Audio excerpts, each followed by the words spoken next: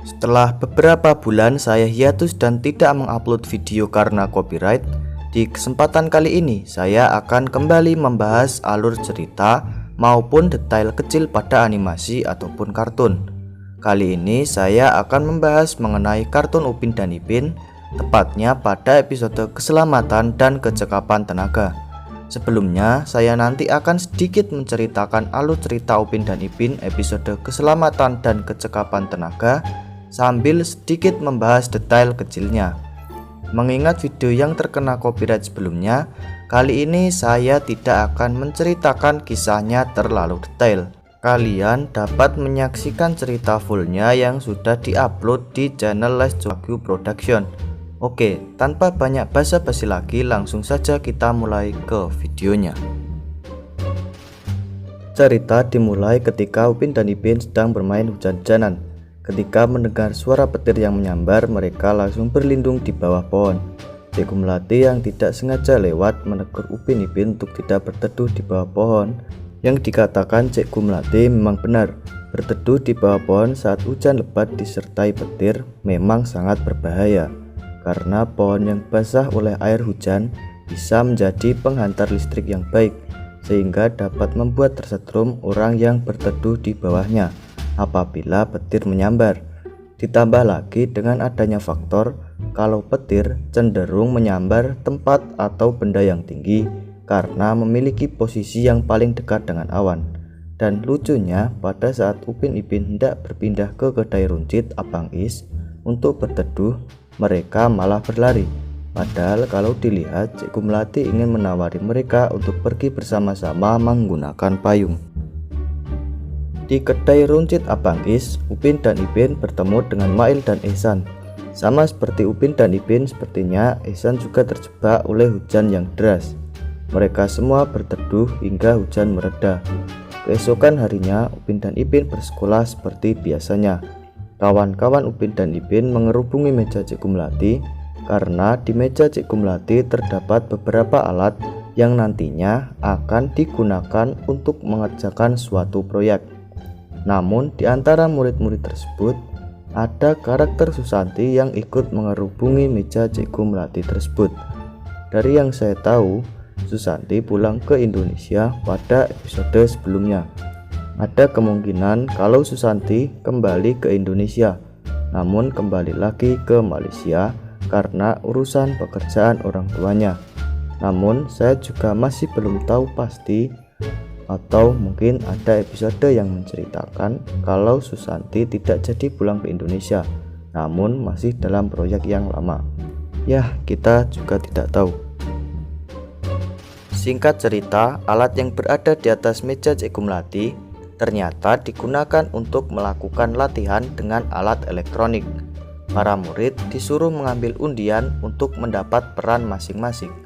Mereka pun menjalankan peran masing-masing dan mengikuti alur cerita yang dibawakan hingga selesai. Sepulang sekolah, Upin Ipin mencari Kak Ros, kemudian masuk ke kamarnya. Ternyata Kak Ros sedang membuat sebuah miniatur untuk diikutsertakan dalam sebuah pameran. Tiba saatnya pameran digelar. Upin dan Ipin ikut Kak Ros ke pameran tersebut. Di awal kita diperlihatkan 3 buah robot, di mana 2 diantaranya adalah robot yang pernah muncul di episode Selamatkan Neo Santara. Robot ini diletakkan sebagai bagian dari pameran. Jika dilihat, sepertinya robot ini hanya dipajang saja.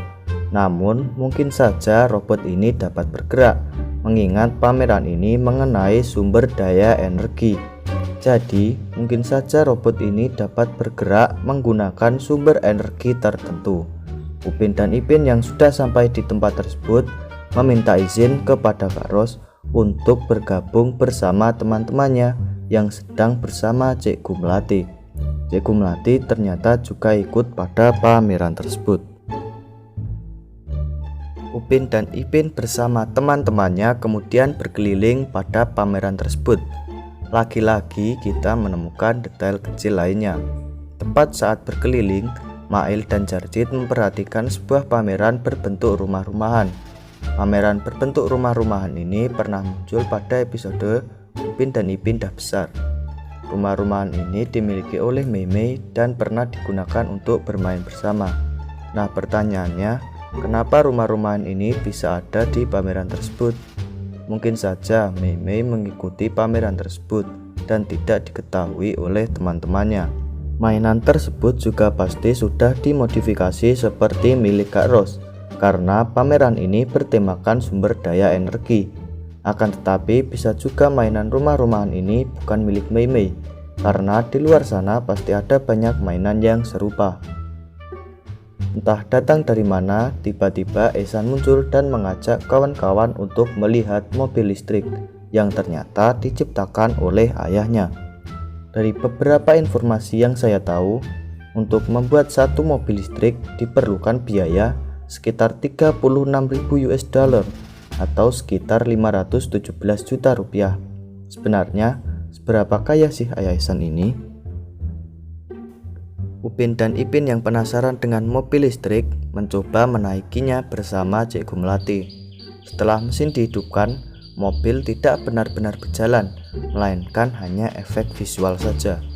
Nah, efek visual yang ditampilkan ini berbentuk seperti kota Nusantara. Mulai dari jalanan hingga bangunan sangat mirip dengan kota Nusantara tersebut.